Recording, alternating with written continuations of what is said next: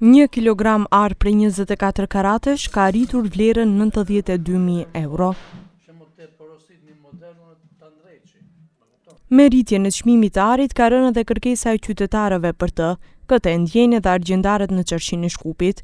Nexhbedin Bushi tregoi për televizionin 21 se po kërkohen vetëm zbukurime bazike prej ari.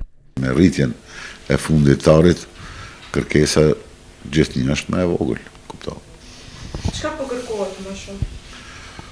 Po janë disa gjëra që janë bazike, çka do e mos do të një çift i ri i cili sinon të martohet, do të janë unazat e martesës, janë burmat, rrethat, një komplet sa do që jetë modest, edhe ajo është një bazament pa cilën hiç nuk bën. E pastaj sipas mundësive edhe shtohen edhe dëshirat. Duke bërë krahasimin me vitet e kaluara, thotë se më herët dasmorët dhurat kanë dërguar ar, ndërsa tani më lirë u bie të holla në vend të 1 grami minimal të arit.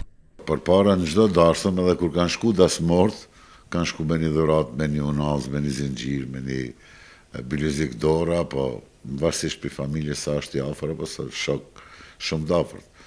Ç'tash kjo veç mua të ngel histori, secili ato shku në përdarsme me pliko, sepse çmimi i arit është i lartë. Po, apo rrezikohet biznesi i dyqaneve të arit?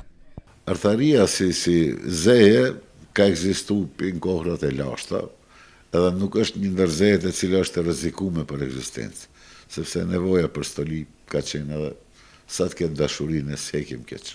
Ndryshe, ari është rritur në një nivel e rekord pasi investitorët po grumbullohen drejt aseteve të sigurta, ndërsa shqetësimet për luftën tregtare midis Washingtonit dhe Pekinit po thellohen.